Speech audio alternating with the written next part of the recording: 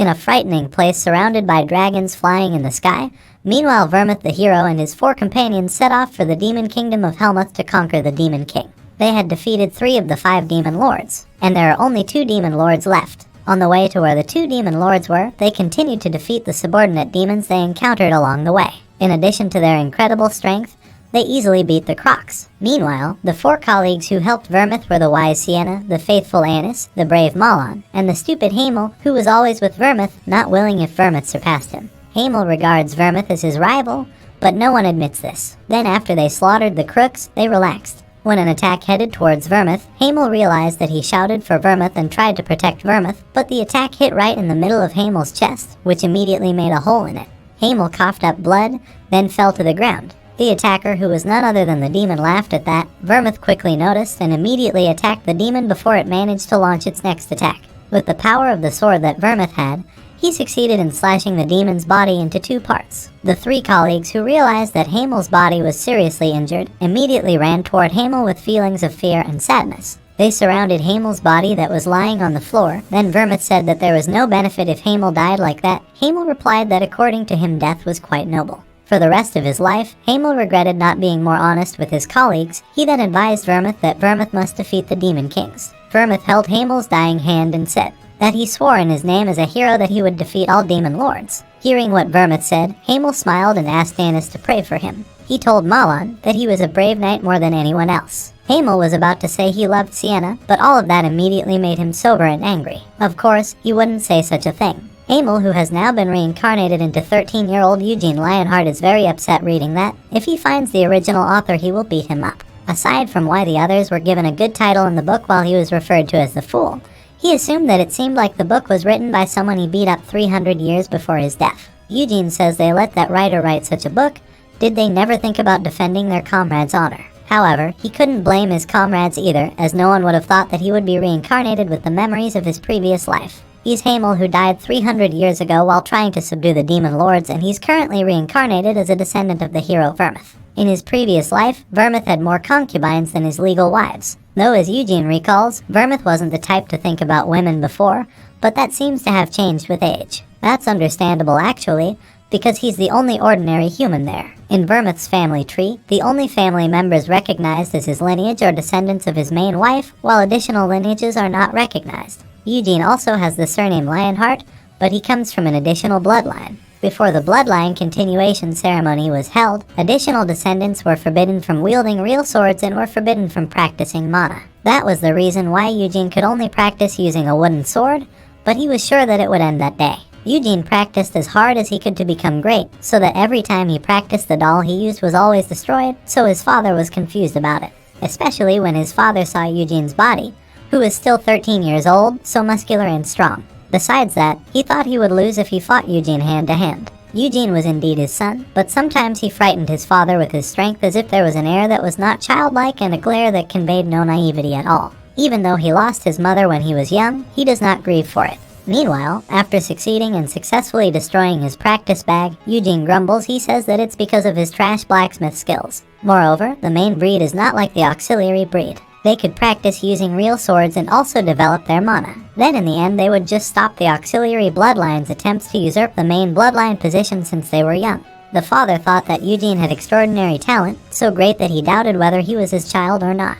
If Eugene had been born in the main bloodline, or rather if Eugene hadn't been as gifted as his father, he probably wouldn't have suffered from the discrepancy between his extraordinary talent and reality. Meanwhile, the father then warned about the bloodline continuation ceremony, which would be held tomorrow. The bloodline continuation ceremony itself is a tradition held every 10 years in the Lionheart family. At the event from both bloodlines, all children between the ages of 10 and 15 gather at the main residence, and they look to see who deserved to be called Lionheart.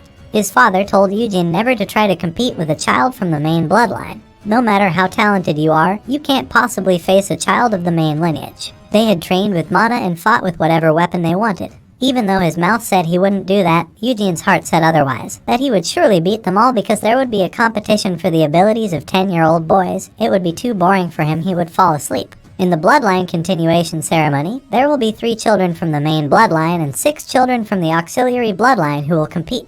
One of the children from the main lineage must have been the son of the first wife, and the other two were twins from the second wife. Apart from the two sons of an additional bloodline who held relatively higher authority, the others were just trash. At the time after that, Eugene also went by horse carriage to the main residence. In his previous life as Hamel, he was a genius. Since childhood, he never had a problem learning new things, and his growth was faster than others. However, he is not a real genius. Being an expert in swordsmanship and magic, he is called the god of war and the master of all.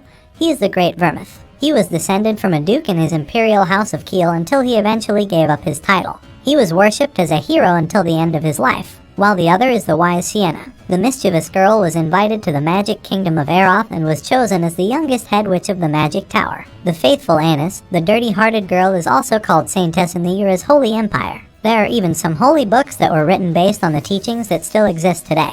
The brave Malon. Eugene can't believe that idiot ended up creating his empire. Eugene heard that in the end, everyone can live in prosperity. However, why is the Demon Lord still alive and well, even though they all promised to defeat the Demon Kings? He died in the captivity of the Demon King's castle, a promise made by Vermouth with the Demon Lord of captivity after his death. Thanks to that promise, the war against the Demon King ended and the world became peaceful. And that peace continues today, 300 years later. Then Sir Gordon, who saw Eugene was silent, said that he was a little nervous. He thought that if Eugene was nervous, it would be very difficult for him to stay in the main residence. Then after several chats that made Eugene, even more, dislike Sir Curtain, and finally they arrived at the main residence of the Lionheart family. Arriving at the main family's residence, there was no definite greeting for Eugene, who was from an additional family. Eugene and Sir Gordon passed through the entrance along the way with many flagpoles representing Vermouth's Lionheart. Eugene felt a little sad to see that, because the only ones who could wear the lion emblem on their chest were the direct descendants of Lionheart. After that, Eugene asks about his brother, who according to Sir Curtain still hasn't arrived, and Eugene is the first to arrive. He then led Eugene toward the living room. A maid greeted Eugene and said that she would serve Eugene while there. That was pretty good for Eugene because they also provided him with a personal butler. Eugene gets acquainted with the maid, who turns out to be 16 years old, seeing that Eugene thinks cunningly about their plan, who plans to scold him if she scolds him for a small mistake. It seemed they like to bother him. Then Eugene asks the maid about when his siblings are coming there. According to the maid, they will come in 4 days. Then Eugene asks to show him the training ground. Meanwhile, 2 boys and a girl are discussing Eugene, the son of an additional offspring who is the same age as them. They heard Eugene was from a place far from the western part of the empire. They continued to taunt Eugene, who must only know how to work with a pitchfork and came with a cart that reeked of cow dung. Then after that, they were about to go to where Eugene was. Meanwhile, other children were watching from the window of the room above. In different places, Eugene trained diligently. He was never lazy about training, even once in his previous life as Hamel, but after being reincarnated, he always trained his body to the extreme. No matter how hard the training was, his body could adapt well. Besides, minor wounds healed quickly. Moreover, the body of the Vermouth descendant was extraordinary, more so than he had imagined. Meanwhile, the maid who saw that couldn't believe it, because it was so extraordinary. She couldn't believe that Eugene could move like that, even though he had a sandbag in his hand and a spear. Not long after, the 2 children came and immediately reprimanded Eugene, who was practicing. They asked what he was doing. It turned out that the 2 people were young Master Cyan and Miss Seal. Cyan, who felt that his question had not been answered, asked again what Eugene was doing. Eugene stopped his practice and answered that question with another question, that he was practicing using a spear, after which it ended with a sentence of ridicule. Seal provoked Cyan. She said that according to him, Eugene, a country boy, had just called Cyan an idiot. Cyan, who heard that, was immediately angry and shouted. He forced Eugene to apologize for the insult he had done. Then Eugene said sorry briefly. Cyan knew that it wasn't serious, then asked Eugene to lower his head and sincerely apologize. Eugene replies that he isn't the same age as him. He thinks they are friends. Why should he bow his head to Cyan? However, Cyan still refuses to be friends with people like him, because being a Lionheart doesn't mean they can be friends. Seal then reminded Cyan about the cart, which made Cyan immediately ask Eugene to clean the cart that brought him to that place. He was sure that the cart must smell of cow dung. Hearing what Cyan said, Eugene asked Nina the maid to clean the cart that brought him here. Cyan didn't accept what Eugene said, because he told Eugene to clean his cart, but instead, Eugene ordered his plan, especially since Cyan was still there. Cyan asks Eugene, did Eugene ignore his orders? Even though he is Cyan Lionheart, Eugene doesn't seem to care about Cyan's anger. He instead introduces himself that he is Eugene Lionheart. Nice to meet him, and I hope they can get along well. After that, Seal introduced himself as Seal Lionheart. Cyan was still angry with that. He had no intention of becoming familiar with Eugene. You ignore his orders and also insult him. Cyan then picks up a wooden sword to challenge Eugene to a one-on-one duel. An angry Cyan invites Yujin to a duel. Yujin can only smile wryly. Then he says that Cyan cannot say a duel that easily. Then told Cyan to stop bothering him and asked him to leave there. Hearing what Yujin said, Cyan scoffed and said whether Yujin was afraid of his challenge to a duel. If so, Yujin should lower his head and apologize to Cyan. Yujin says that he isn't afraid of Cyan, he just doesn't want to duel Cyan and he doesn't want to apologize. Cyan screams and says if he doesn't want to do this, he doesn't want to do that. Is Yujin going to keep running away? It seems his parents didn't teach him what honor is. Hearing Cyan continue to grumble, Yujin took off his glove which was filled with sand. Seeing that, Cyan was surprised and asked what that was, while Yujin agrees to duel with Cyan. After that, Yujin threw his heavy coat, which made Cyan even more disbelieving about it. It turns out that all this time Yujin has been practicing with weights. Cyan thought it was just a decoration to make him look cool, but how else was he the one who insisted on having a duel? If he resigns, Seal will make fun of me for the rest of his life. If he wants to get honor again, he must punish him. Then Cyan said emphatically that he was inviting Yujin to a duel. Yujin accepts it, then with one strike with his spear which hits Cyan's stomach, Cyan falls and loses. Seeing this, Seal was shocked and didn't know what to do. Yujin admits to himself that he won the duel. Seal approached his brother and assured him that he was fine. Without having time to answer, Cyan instead vomited. Seal then looked at Yujin with a look of disapproval. Seal said that it was unfair. The duel just now was very dishonorable. Does Yujin ask what's unfair? The duel started as soon as he threw his handkerchief. It was the fault of a reckless person. Then Seal accused Yujin of using mana, but Yujin refused and said that additional bloodlines could not train mana before the main bloodline. Seal couldn't believe it and still accused Yujin if he lied. How could he swing his spear while wearing weight without using mana? Moreover, Yujin's attacks are too fast, so Cyan is hit by an attack and can't counter it. Seal's words received praise from Yujin. Then he said that Cyan didn't just teach one-sidedly. As soon as he was hit, he immediately jumped back and reduced the impact. They shouldn't have a real experience, simply amazing. Then Yujin said that if he calculates the possibility of his development, there is still a chance even though he is quite trash, even though he is a descendant of Vermouth. Cyan tried to stand up and said that Yujin's attack was cunning. Yujin countered that by saying that if Cyan was indeed a noble descendant of the main line of the Lionheart bloodline, he should humbly say I lose. However, after that, it seemed like Yujin had to hold back because he had made Cyan of the main house like that. A difficult situation wouldn't happen to him, would it? After that, a servant from Cyan came in a hurry. Yujin sees a lion badge on his chest, which means he is a worker from the main family, and it seems that the maid's abilities are quite good. Cyan had a sad face and called the maid Hezar. Cyan tells Hezar that he lost to Yujin, whom he calls a country boy. He admits that he was the one who pressed for a duel, but he loses instead. Hearing this, Hezar then introduced himself that he was assigned to serve young Master Cyan. Then Yujin introduces himself that he is also a descendant of Lionheart from the province of Gidal.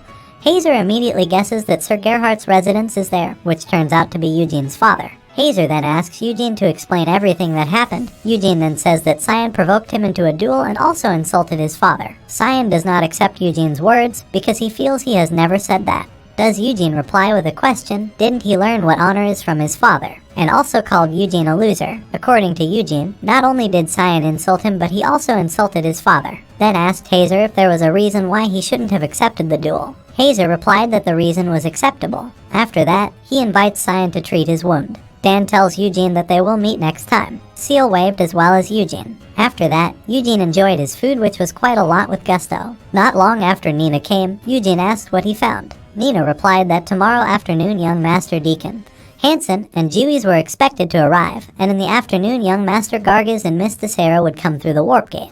Hearing that Yujin thought that they all came sooner than expected, it was the start of the celebration of the continuation of the bloodline. After a while, Yujin came out and stood facing the main residence building. He said that from now on he would mess with the offspring of Vermouth. However, Yujin says that Vermouth shouldn't be disappointed, but that doesn't mean he's willing to become one of his descendants. Damn reincarnation. Hezar, Cyan, and Seal entered a room where there was the second wife from the bloodline that was none other than Cyan and Seal's mother, Anasilia. Hezar tells Anasilia that Cyan lost a duel to a child of the auxiliary bloodline. Hearing that made Anasilia call Cyan to come closer to her. After Cyan was nearby, Anasilia stabbed Cyan's chest with a blunt object which made Cyan feel pain, but Anasilia didn't care and kept asking about what happened. Anasilia then asked Hezar wasn't he sure that he had never practiced how to use mana. Hezar replied that it was true that Yujin had no traces of mana in his body. Then Anasilia called Seal and asked what caused Cyan's defeat. Seal said that at the start of the fight, Yujin thrust his spear. Cyan was shocked and tried to back away, but Yujin's spear was faster than his brother's. Anasilia understood that the fight was over in one strike. Cyan called his mother. Anacilia slapped him instead and shouted at Cyan, how dare he challenge someone and lose in front of those lowly people. Not only that, but losing against a brat who had no mana. His father was coming back from the bloodline continuation ritual. What should Anacilia tell him later? Hearing that Cyan apologized and he was really sorry for his defeat. Anacilia then called Hezar and said that now she would have killed Hezar with her own hands, but he was her husband's favorite bodyguard, therefore she asked to train Cyan so she would not embarrass her again. Hezar nodded, then led Cyan to walk away from there. Now there is only Anacilia and Seal. Anacilia then asks Seal to continue to be close to Eugene, because the boy is strong enough that he can beat Cyan. Even though Anacilia wants Eugene to be killed now, she will become the main suspect later, and in the Lionheart family, if there is a murder, the guardians of the family code will be deployed. Anacilia really didn't want that to happen. Anacilia said that getting along with Eugene was pretty good, while Seal agreed and also wanted to know more about Eugene. She would be friends with Eugene. The next day, the three inheritors of the auxiliary bloodline arrived. They are 11-year-old Deacon, 14-year-old Hansen, and 10-year-old Jewies. Nina calls out to Eugene, who is still training, and says that an additional breed has arrived. Besides that, Nina also said that the family head of Lionheart was there. Nina then gave a change of clothes to Eugene for him to quickly do the welcoming, even though she knew that Eugene would arrive later than the others. Soon Eugene lined up with other additional bloodlines to welcome the head of the Lionheart family. Meanwhile, Eugene saw a woman standing beside Cyan and Seal, namely Anacilia, the second wife. And the person in front of him was the legal wife of Theonis, and beside him was the first son of the main family, and also the first direct successor that was Iod Lionheart. Soon Gilad Lionheart and his brother Jin arrived. Gilad then approached Iod and told him that he had grown up, and asked if his abilities had grown too. Iod said that he did his best to live up to his father's expectations. After that, Gilad greeted Seal and Cyan, who then said that they missed their father, another greeting with other members of the Lionheart family, including children from additional families. Gilad then invited them to eat together while discussing the bloodline continuation ritual. All the Lionhearts, including the main and add-ons, ate together, and Eugene was sure to be there. Eugene looked at Garces and Desera, the two people who came with the head of the family. They were wearing warp gates. Were they from the two families that were considered the best of all the families of the reserve line? Then Eugene asked who the foreigners were there. Wasn't the banquet for the families and their children participating? Seal, who was also curious, asked his father about it. Gilad had wanted to introduce the man later but had to be forced into it sooner, and the stranger introduced himself as Loberian from the Red Tower. Hearing Loberian's name, everyone there was shocked, including Iod. While Eugene vomited his coffee and almost choked, Loberian asked Eugene if he was okay. Eugene replied that there was no problem. Eugene then thinks that if he's from the Red Tower, it means he's Sienna's student, or rather he's a student of Sienna's student. 300 years ago, Sienna managed to become the Tower Master of the Green Tower, and she was the youngest master in the history of Aeroth. She completely overhauled the magic books on Aeroth, and she continues to accompany and teach students from other towers. Even the Tower Masters are also taught by her, so Tower Masters from Green and Red Towers still consider Sienna the Wise as the Great Master. Eugene didn't expect that he would meet someone related to his old friend here. As Eugene thinks that Gilad then talks to Eugene. Gilad says that he has heard from Theonis that his son insulted Eugene and his father. Eugene says yes, but he doesn't hold a grudge at all, and Gilad asks if it's because he won. Eugene protested and said losing he would be like that too. If he was that weak and couldn't defend his dignity, then he would definitely hold back the shame. Gilad later tells Cyan that he is not ashamed of his defeat, but that he is disappointed that he second-guessed his response while feeling ashamed of his defeat. Gilad knows that the duel started with Cyan's insult, but he does not apologize to Eugene, even after the duel, even though Cyan inflates the name Lionheart and the Great Vermouth is his ancestor. If he has blood, then he'd better learn to respect himself and also his opponent. Cyan apologizes, even though Eugene knows that it was insincere and comes across as forced. Gilad says that if Eugene's father is Gerhardt, he cannot say that he knows his father, but Eugene understands that even thinks that his family lies in an unknown land. Then Gilad asked if his father taught all that. Eugene replied that his father taught the basic sciences and the rest he learned himself. Hearing that answer, Desera and Garces couldn't believe that Eugene was practicing without anyone teaching him and that he could beat Cyan at that level. After that, the servants brought delicious food there, then they enjoyed the dishes that were available there. After enjoying the food, Gilad said again that the reason he prepared the banquet that day was to explain the details of the blood continuation ritual to them. Gilad knows this sounds strange, but he believes that the traditional method of ritual is very easy. The ritual benefited the main bloodline. Children of the auxiliary bloodline could not train with mana, nor were they allowed to handle real weapons. It would be impossible for the auxiliary family's children to win against the main line if left alone. For this time's ritual, the 3 Gilad children would be participating.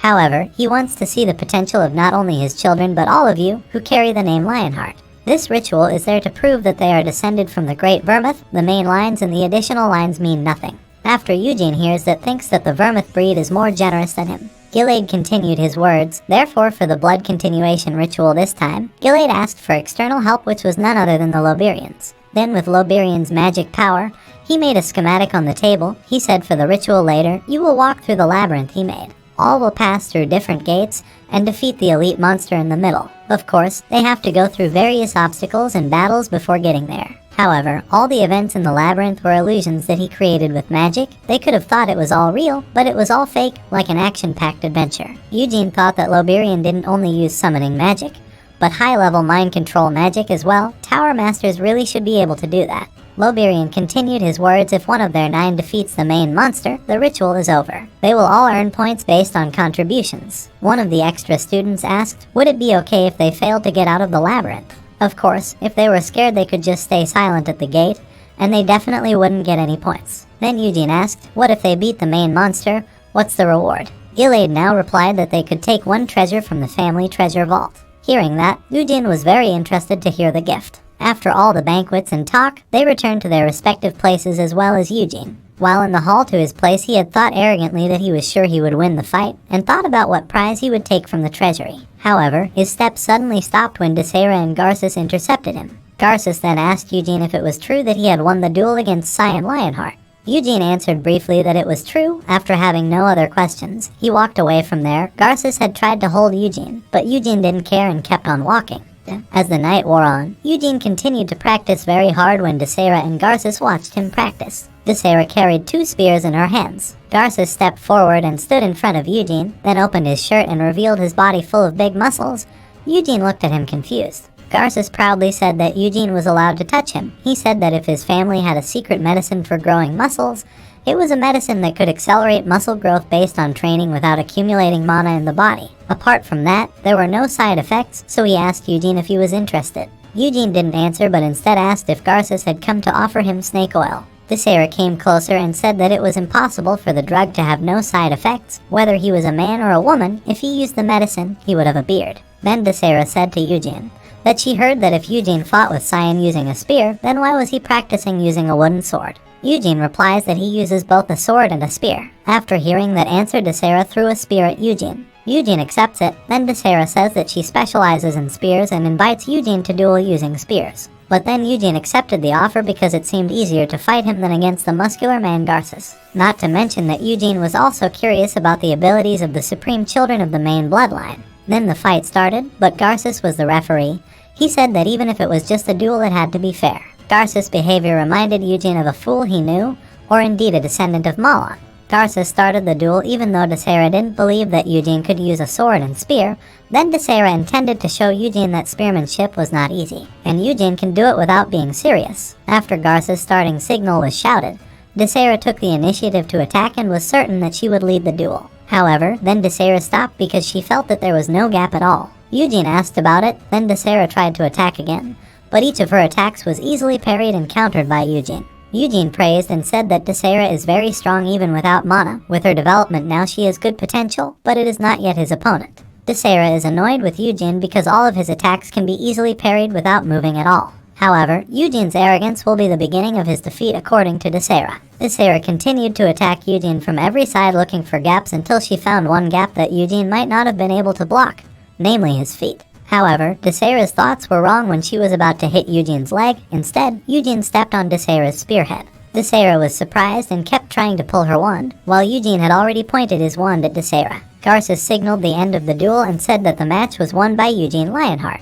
"We have to work together," Garces said easily as he suddenly entered Eugene's room. Eugene was irritated by that because Garces came in and woke him who had just been sleeping just to say that. Garces didn't care because he wanted to hear Eugene's answer. Then Eugene said that Garces had heard about the bloodline continuation ritual from the family leader. They would all enter from different places, so how could they work together? Garces answered that although the entry points are different, the goal is the same. In the center of the boss monster maze, the twins of the main house will also cooperate. So in conclusion, Garces wanted them to gather in the middle and fight the boss monsters together. Eugene said that he was sure he could beat him alone. Desera, who was there, scoffed that Eugene was arrogant, although she admitted that Eugene was indeed strong. But if Eugene helped them, they would be able to defeat the boss monster. Eugene asks Desera why she is so eager to kill the monster. Then Desera replied that in the bloodline continuation ritual where the main bloodline and auxiliary bloodline participate, the auxiliary bloodline never wins at all. But this time they have a chance. Garces and Desera and Eugene defeat Cyan. Then Desera asked if Eugene didn't want to beat the main line. Of course, without being asked, Eugene would definitely want to. Meanwhile, at Anacilia's place, she was thinking about the Red Tower Aeroth, who was invited to the bloodline continuation ritual that might have come to take Iode as his apprentice. Because from a young age, Iode preferred reading books to wearing his body. He also has an interest in magic and learns it bit by bit. If Iode might end up becoming the Red Tower Master's apprentice, he would have no other choice but to temporarily leave the main house, during which time Cyan and Seal would continue to thrive, and if that happened it would be tantamount to Iode giving up his position as the next heir. The bloodline continuation ritual, according to Anacilia, is a problem. Her children will continue to live with a bad outlook because they were born from a second wife. Even though once they manage to maintain their position, they will stand confidently. However, on the one hand, Anacilia remembers about Eugene, because that child's talent is extraordinary and could end up embarrassing the entire main lineage. 3 days later, the bloodline continuation ritual finally started. 9 children had gathered in front of the labyrinth gate. There were also Gilead and Lobirian. Then, before starting, Lobirian gave them magic and let them make their own weapons. They made each weapon what they wanted, and after that, they all got it, and so did Eugene, who made swords and shields. When he was finished, Seal asked Eugene, later if he met Eugene in the labyrinth, would he attack Seal? Then Eugene even asked, are they allowed to attack? Gilead replied that of course, it was permissible. The competition was the essence of the bloodline continuation ritual. But in the bloodline continuation ritual, quick decisions and cooperation were also important because they had the blood of the Lionheart family. After that, Lobirian gave them an item and asked them to wear it around their neck. The necklace was connected to their consciousness. If they felt a strong pressure inside the labyrinth, the necklace would react. When that happened, the Lobirians would decide it was a dangerous situation and step in. Eugene thought that the necklace was just a precaution. Lobirian says if they feel like they can't conquer the maze, they need to squeeze the gem in the necklace and shout, "Help me." That way they would be able to leave the labyrinth. After the explanation was finished, Lobirian asked them to go inside the cave, which was the gateway to the labyrinth. And even if they entered from the same gate once they entered, they would be in a different place. The 9 of them enter one by one into the labyrinth. Eugene remembers that he roamed the labyrinth in his previous life until he got bored. Then Eugene looked at the closed top of the labyrinth, then looked at the walls on each side so their movement would be limited. It would be very difficult to equip weapons with a wide range of attacks, which is why he chose a sword and shield. That combination can overcome any situation because it is what children are made to conquer, so the level of difficulty is clear. In the labyrinth, the children also met a slime monster. There was a child who panicked so that he lost to the soft monster and was immediately picked up by Sir Lobirian. 1 hour after the start of the bloodline continuation ceremony, when the children had been declared failures and taken out of the labyrinth. With a cold face, Sir Gilead ordered the 3 children to rest. Then Sir Gilead Lionheart and Sir Lobirian returned to their seats to watch over the other children who were still trying to survive in the maze. First, Gargis looks very agile when at full power against the goblins. Wanting a swing of his large sword, the teenage boy managed to get rid of 2 small goblins. Even though this brat was a bit clumsy, he could push the opponent so hard. That's why Gargis had no problem defeating monsters. Then there's Desera, who has to face slime monsters in her path. This girl was so agile when she dodged the monster. This little girl tried to stab one of the slime monsters with her spear but failed. She realized that slime monsters were hard to fight with sharp weapons, so Desera decided to just run away from the monster. This girl was agile and also very fast in taking action. She focused on advancing and getting through the labyrinth besides avoiding fights as much as possible. On the other side was Cyan, who seemed to be very careful in his steps. This kid had already been given a labyrinth map cheat sheet before the ceremony started. So he and Seal had studied the map so they wouldn't run into any problems or obvious pitfalls. Cyan picked up a rock to throw in front of him, thereby triggering the trap. Only after the trap failed did he run down the hall. This kid was overly vigilant, but because of his vigilance, he was able to keep himself out of the trap. Cyan's performance wasn't too bad to clear the passage. Then there is Seal, who has to face a goblin monster. This girl managed to avoid the attack and then counterattack the monster until it was destroyed. Then she continued walking with a broad smile. Unfortunately, this girl had to meet a dead end. Seal used instinct and moved quickly, but she was still immature and sometimes acted childish. On the other hand, there was Sir Gilead's first son, Iota. When facing goblins, the boy was actually amazed because he saw a monster made of magic, until he was surprised that the monster attacked him. Luckily, Iota managed to fend off the monster's attack, then attacked back until the goblin monster was defeated. Sir Loberian comments that Iota has an affinity for magic. The father confirmed this. His first son had always loved magic even since he was a baby. Their family had tried to invite a sorcerer from town, but Iota stopped studying halfway. Sir Loberian asked why. So Sir Gilade explained his son had given up on reality, because Iota believes he must become the next head of the family for the sake of his mother, because magic is of little value to the Vermouth family. Sir Loberian understood that because magic does have a difficult path. Even so, the father still hoped that his son would be able to walk the arcane path. If Iota still had an interest in magic, of course, the boy wouldn't turn down the opportunity to become the apprentice of the Red Tower Master. Sir Loberian couldn't promise that,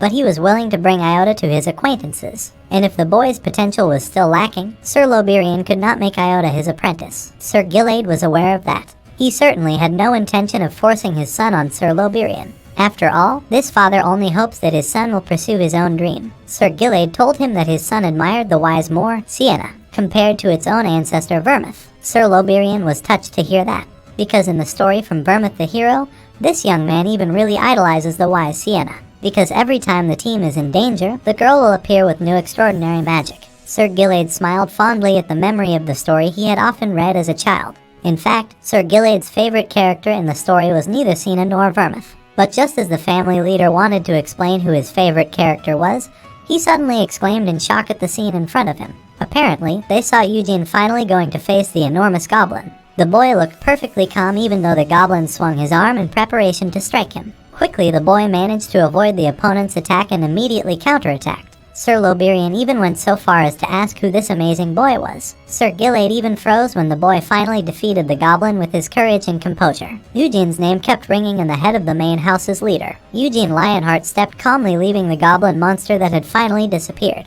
The boy's demeanor completely amazed Sir Loberian and Sir Gilade. Even Sir Gilade thought the boy was too impressive for a 13-year-old with no experience, because instead of being frozen in fear, Eugene instead calmly finishes off his opponent. Sir Loberian comments that the troll should have been prepared for a trap, so kids don't need to beat it, just go through it. Sir Loberian even deliberately made the size of the monster bigger than usual. He didn't expect that there would be a child who could defeat him so easily. The two of them considered a child who was born with such astonishing talent a genius. Meanwhile, on the other side of the room, Gargis seemed overwhelmed by the troll monsters. He was even thrown away with just one punch from the monster. With his body covered in wounds, Gargis is still trying hard to beat the big monster. He ran as hard as he could to slash the monster's leg, then after the monster fell, Gargis struck him right in the chest until the monster screamed in pain and then lost. Gargis shouted at the top of his lungs after finally defeating the troll monster. As soon as it was defeated, the monster immediately disappeared until Gargis fell. At this point, Gargis thought the monster could injure his pride muscle and break his ribs. He was even caught in a trap until his body was covered in wounds and bloodstains. While dragging his big sword, this boy thought the other kids would not be able to get through all of this without getting hurt.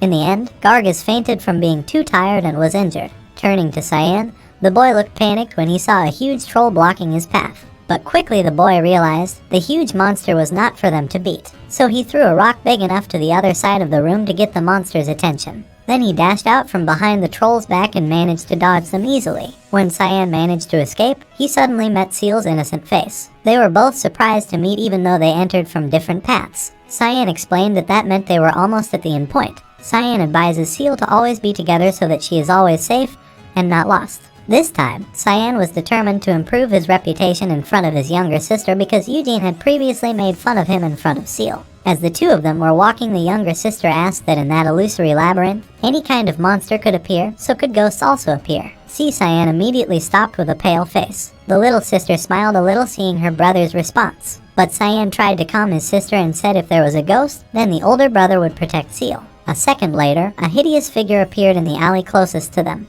Instantly, Cyan immediately screamed in fear at the sight of that shadow. Likewise, the bloody figure who turned out to be Desera also screamed in surprise, while Seal just smiled a small smile in the middle of them. Cyan accuses Desera of scaring him, but Desera says Cyan is even scarier. Cyan asked whose blood covered part of Desera's face. The girl replied that it was her blood because she was caught in a trap. Realizing that there are other competitors, Desera wants to run and win the ambush this time. but she was even accused by Seal of going to run away. Cyan was getting annoyed because this thing looked like an idiot in front of the little sister, so the two of them ran after Desera. Feeling pressured, Desera wondered where the battle lover, Gargiz, apparently the young man, was still unconscious. As a result, Desera had to keep running away from the twins. While running, Desera unknowingly triggers a trap. She ran as fast as she could until she finally reached the end. Cyan panicked a bit when he saw the floor collapse and the distance between the opposite floors was quite large. He didn't want to go around it because he didn't want to look stupid in front of his younger sister. Because he felt he had no choice, Cyan used Mana's energy. With the help of this energy, Cyan can jump that far. Then Cyan asked Seal to jump and catch her. But swiftly Seal jumped on her own and landed more smoothly next to her brother. Cyan was astonished,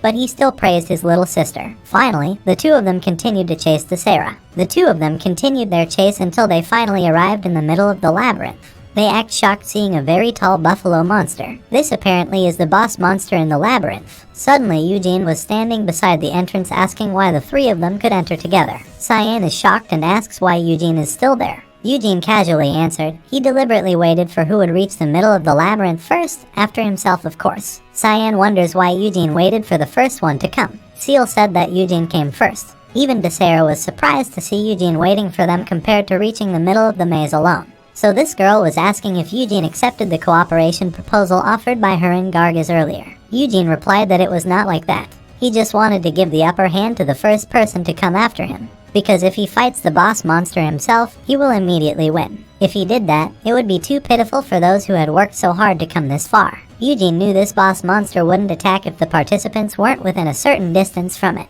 so the monster will always be on alert. Then Eugene pointed in the order of those who came after him to fight the boss monster first. The first is Desera, Cyan, and then Seal. Such is the fair order according to Eugene. Desera seemed doubtful if she had to fight the monster alone. Eugene advised the girl to just give up considering her body was covered in wounds after going around the labyrinth. But Desera refused to give up. Desera ripped a few of her clothes to make a headband to hold her wound. Then the girl came forward to fight the monsters. At this time, Cyan asked if Eugene wouldn't fight. Eugene replies he will fight after everyone's turn is over. Cyan deals by boasting that Eugene's turn will never come since he will be the one to defeat the monster. Eugene smiled mockingly and said if Cyan managed to defeat the monster, then he was willing to call Cyan eldest brother forever. Cyan was stunned to hear that. He asked Eugene to keep the promise. Finally, Cyan, Seal, and Eugene sat waiting near the entrance. Cyan knew that the monster was named Minotaurus, an unforgettable monster when it comes to labyrinths. Cyan just realized that the monster was bigger than the previous troll. But according to him, this monster only excels in size because the Minotaurus isn't actually aggressive. So Cyan was confident that he could defeat the monster alone. The Minotaurus' large eyes opened as Desera got near her. This girl was stunned to realize that the monster in front of her was so big from a close look. She tried not to flinch and attacked the monster first. As Desera advanced, the Minotaurus nearly stepped on her. Luckily, Desera managed to dodge in time. Then he spun around and re-attacked the monster right at its feet. But it was strange when the sharp tip of her spear couldn't penetrate the monster's skin. Desera was very surprised to see the monster's skin, which was so thick that the spear could not penetrate. Suddenly, the Minotaurus caught Desera in his big hand and then spread the girl so that she flew away towards the exit. Seeing this, Seal asked Eugene why the monster ended the fight by throwing instead of continuing to beat. Eugene answered that it wasn't a real monster, so caught in his grasp. Now it's Cyan's turn to go up against the monster. He glanced at Eugene and said he would show the strength of the main bloodline, which was clearly different from the power of the auxiliary bloodline. Eugene only replied with a mocking smile that grew wider. Seeing that, Cyan grew even more irritated. He demonstrated his strength by channeling Mana's energy into the sword and turning it solid. That's the skill Sword's Kai, from which it can cut anything. Desera, who saw the skill, was surprised, because generally, it takes 10 years for Mana to train. She was irritated because the gap between the auxiliary bloodline and the main bloodline was indeed that far. Eugene himself also thought that the skill was pretty decent for a kid at Cyan's age. But suddenly the mana in Cyan's sword disappeared. Cyan was surprised to see this. Eugene remembered Sir Gilead's words that he wanted to see the qualities of all children in a fair way. So Eugene deduced that this labyrinth was created by Sir Loberian so that children could not use mana to attack the center of the maze. So if the children can't use mana to create Sword's Kai, then no matter if it's from the main bloodline or the auxiliary bloodline, you will fight on equal terms. Cyan was still panicking because his Kai sword suddenly disappeared even though she still had a lot of mana.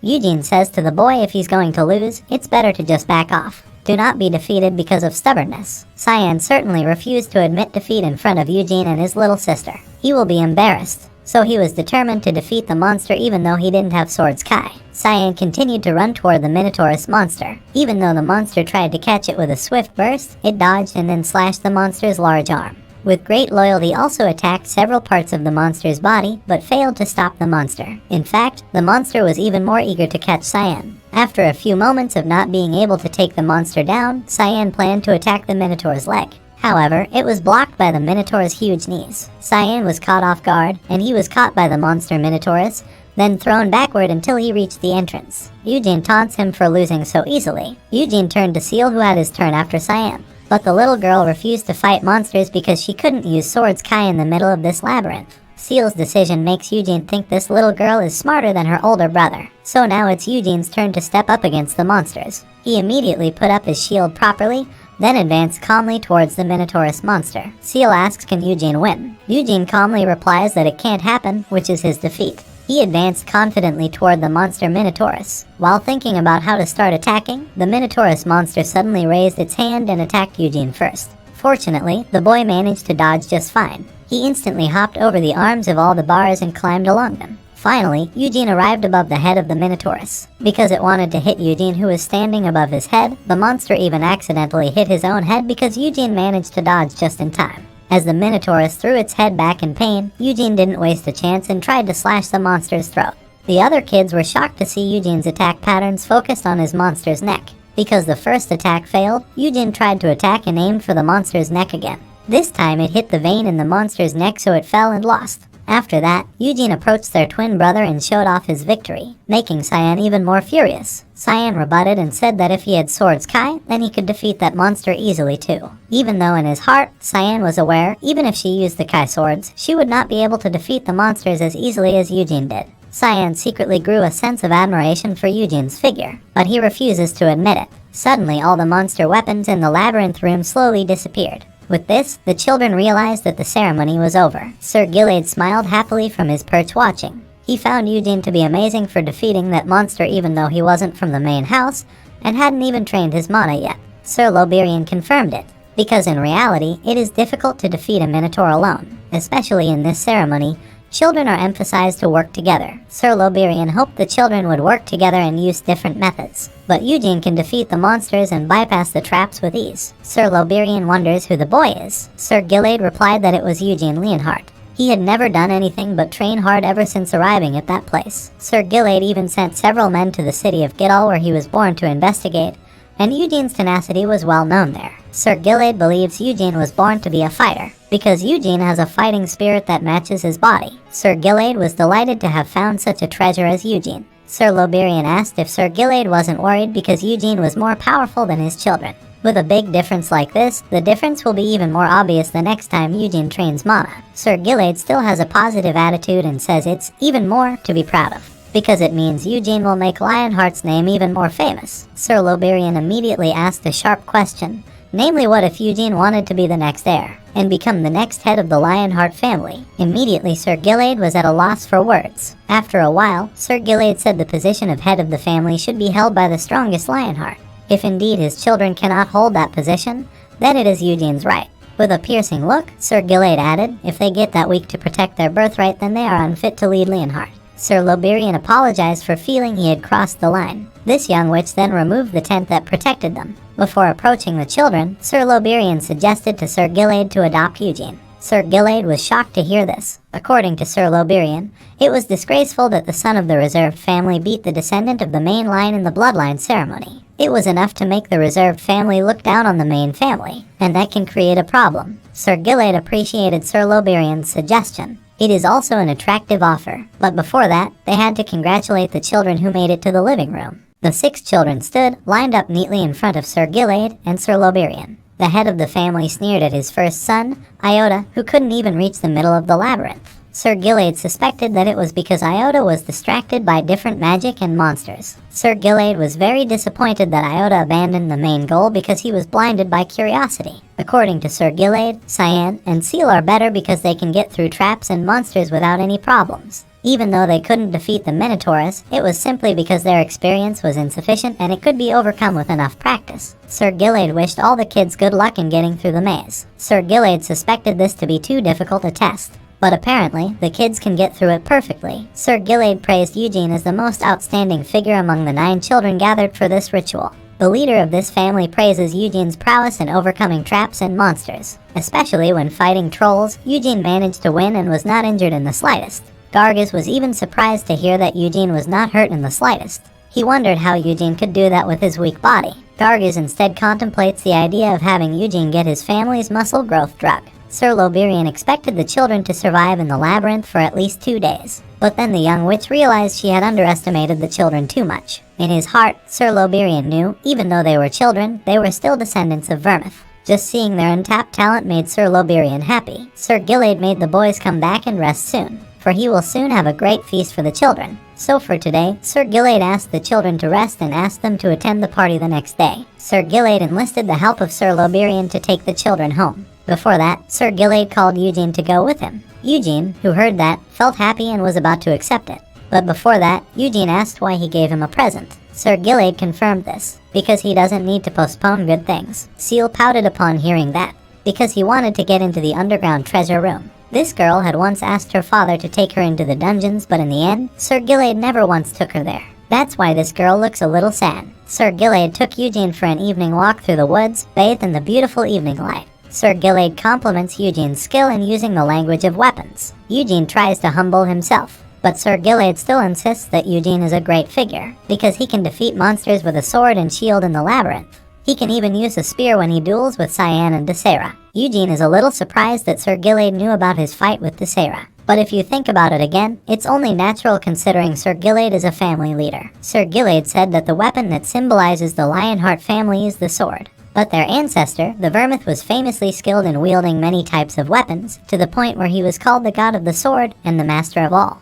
But it's not just Sir Vermouth who is skilled at wielding all weapons. His friend Sir Hamel is also a great master just below Sir Vermouth. Eugene replied by saying why Hamel is often called Stupid Hamel in the storybooks he often reads. Sir Gilade laughed at this. He had also heard about it from a book he read when he was young. According to Sir Gilade, if Sir Hamel didn't bother, the story would be boring. Then with a bright smile, Sir Gilade said he liked Sir Hamel more than Sir Vermouth himself. Of course, Eugene was stunned to hear that said by a major leader of the Lionheart family, so he asked why Sir Gilade idolized Hamel more. Sir Gilade explained, compared to the god like Sir Vermouth, Sir Gilade liked the human side of Sir Hamel more, a side that often appears in storybooks. Sir Hamel often feels weaker than Sir Vermouth, but he never gave up. Instead, he kept trying hard to surpass his limits. In the end, Sir Hamel sacrificed himself for his friend. Eugene rubbed his nose proudly. He thought it was obvious that such moral teachings would be featured in storybooks. Then slowly, Eugene said to Sir Gilade that he liked Sir Hamel too. Eugene's sincere words made Sir Gilade smile. Finally, the two of them arrived in front of the entrance of the small tower. They immediately went into the basement.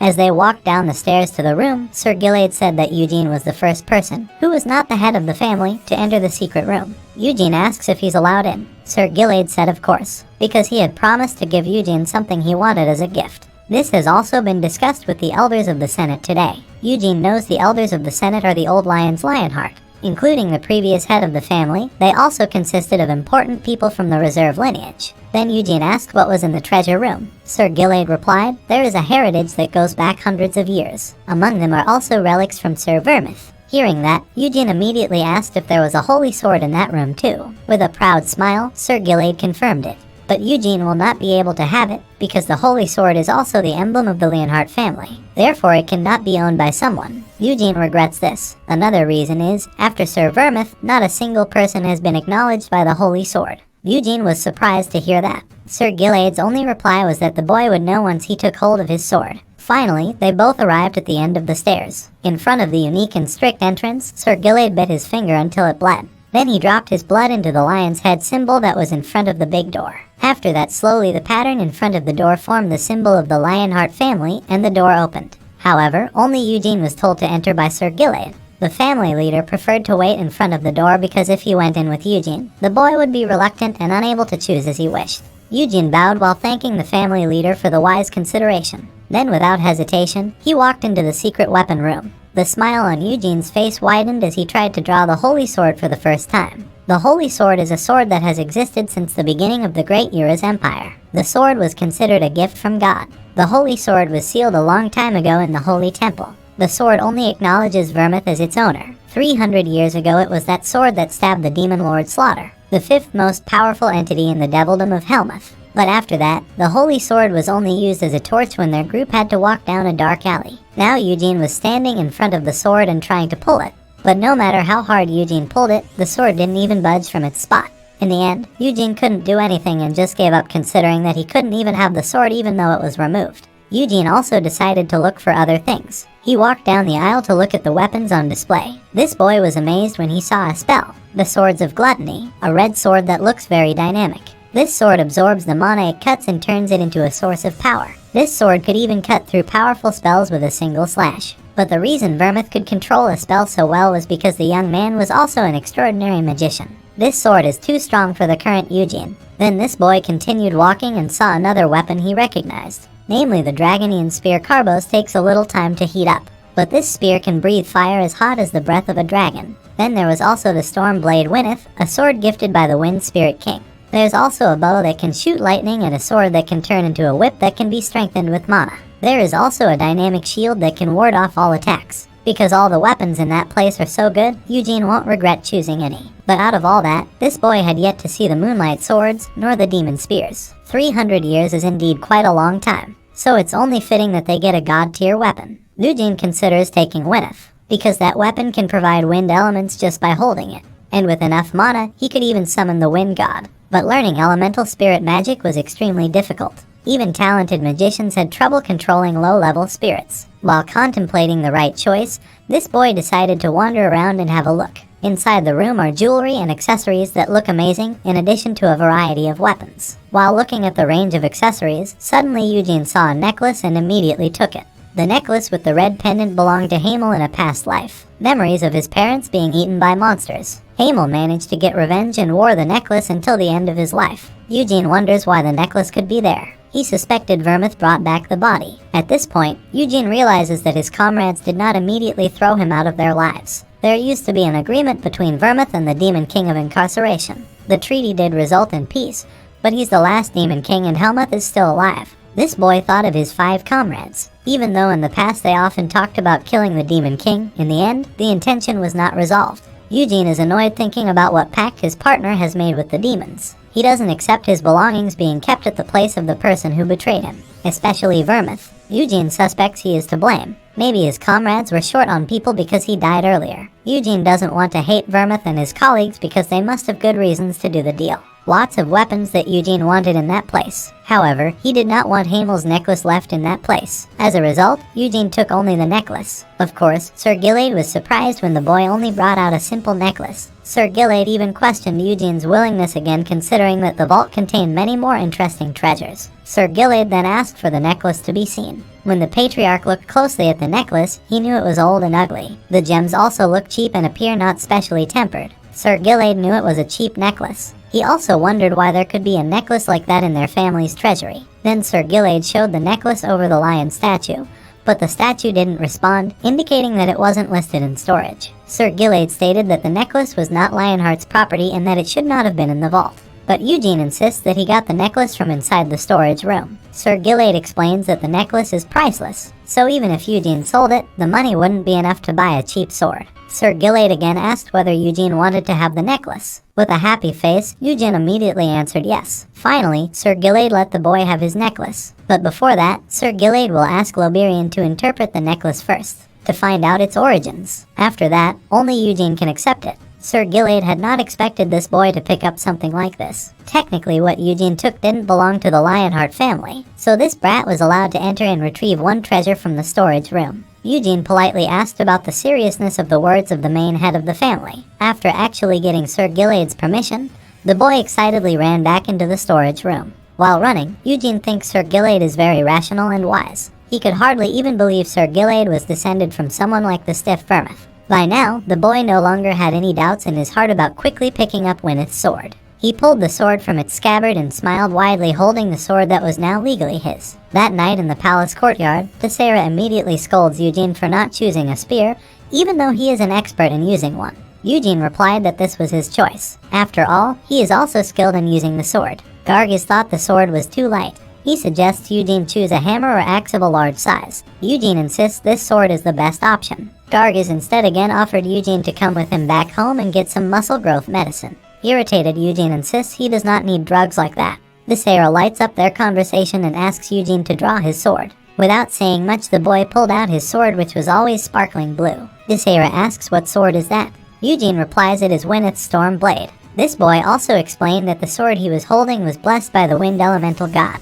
Later, Eugene can summon it after training his mana. Desera agreed that swords were cool, but she would have chosen the spear anyway. Desera then mentions one spear named Dragonian Carbos, a spear that can breathe fire with a single thrust. Eugene replies that he doesn't even know what it looks like. Desera was getting more and more excited, explaining about another spear named Demon Ruintus. That is the strongest spear ever owned by Vermouth. Gargis replied and said he had also heard of Ruintus' spear. The spear used to belong to the Demon King of Cruelty. Eugene was speechless at that. He remembered that 300 years ago, there were 5 demon lords in the Helmuth Demon Kingdom. The first level is the Doomsday Demon King. The second level has the Demon King of Confinement. The third level has the Demon King of Madness. The fourth level has the Demon King of Cruelty, and the fifth level is the Demon King of Slaughter. Gargis said Desera's knowledge was wrong. All he knew was that Vermouth's strongest weapon was the Jigola's Destroyer. Weapons like hammers are capable of destroying anything. While the two men in front of him were busy debating which weapon was stronger, Eugene noticed that of all Vermouth's weapons, only these two had previously been used by a demon lord. They were too dangerous to keep in the treasure room. That's why the Demon King's spears and hammers were probably stored elsewhere. While Desera and Gargis debated which weapon was stronger, Eugene shook his head and left the two of them alone. In his mind, this boy knew both weapons were equally powerful to the point where it was hard to decide which was better. But if Eugene was asked to choose the strongest weapon Vermouth had, then he wouldn't need to think long and would immediately answer Moonlight's sword. The weapon is living proof of destruction, and that sword used to be stored in the deepest point of Helmuth. Both the Demon Lord of Cruelty and the Demon Lord of Slaughter both died by a death strike using the Moonlight sword. Eugene stood straight while concentrating on the sword in his hand. This was the first time Eugene wielded a real sword in his current life, but the boy could swing his sword just fine. Even his two friends who had been arguing immediately stopped to see how agile Eugene was dancing with his new sword. This 13-year-old boy not only looks agile but also amazing. However, he looked very proficient, as if he had used the sword for a long time. Gargis and Desera were even stunned by the way the boy used his sword skills. Elsewhere, in the room of the main head of the family, the Loberian was checking Hamel's necklace. She closed her eyes while focusing on feeling the energy within the necklace. When finished, this young man with blonde hair put the necklace back on Sir Gilead's desk, saying that there was no magical energy in the necklace. Sir Loberian even asked if it was true that the ordinary necklace had come from the treasure room. Sir Gilead confirmed this. Sir Loberian once again asked if it was true that Eugene was not lying to Sir Gilead. The head of the family replied that the child had no reason to lie to him. If Sir Gilead didn't let him choose another treasure, then Eugene would get nothing but this simple necklace. Then, Sir Loberian checked the necklace again and made sure there was no magic in the necklace. But she wanted to dig deeper out of curiosity. So this young wizard will use magic that can read mana memories. It was magic that Grandmaster Sienna used to create. Sir Loberian said mana is everywhere. Most things have mana energy in them. So now she's going to read the mana energy imprint inside the necklace. For a few moments, Sir Loberian seemed very focused on reading the mana energy from the necklace in his palm. She glimpsed life from the trail of the necklace. There is nothing attractive about the necklace, and it is about 100 years old. Finally, Sir Loberian opened his eyes and told Sir Gilead that she had found nothing significant. This young man suspected that the magic in the treasure room must be interfering with the mana in his necklace. Sir Gilead clung to the necklace. He was sure that no one alive could say where the necklace came from. Sir Loberian asked him now what to do with the necklace. Sir Gilead replied that he would give the necklace to Eugene. For now, it is certain that it is not enchanted, because the necklace was something that Eugene wanted, to the extent that the boy was willing to give up the treasure he had for the necklace. Sir Loberian saw that the main head of the family liked Eugene. With a broad smile, Sir Gilead rose from his royal chair and stared out the window, staring right at the boy who was currently practicing using his new sword. Sir Gilead asked how could he not like someone like Eugene, who was even still practicing the sword at this late hour. Now, Sir Gilead will make the offer. With a proud smile, this man with white hair said he would adopt Eugene Lionheart as his son. That morning, a handsome young man greeted Eugene. He is Surgeon. Eugene stared intently at the young man before him. Surgeon is the youngest brother of the patriarch, Sir Gilead Lionheart. This young man is very unique because he did not marry even after his prime age. He chose to join Sir Gilead on his long journey. Eugene bowed as a form of respect and at the same time greeted the older figure in front of him. Without hesitation, Jin immediately embraced Eugene and said excitedly that this youth was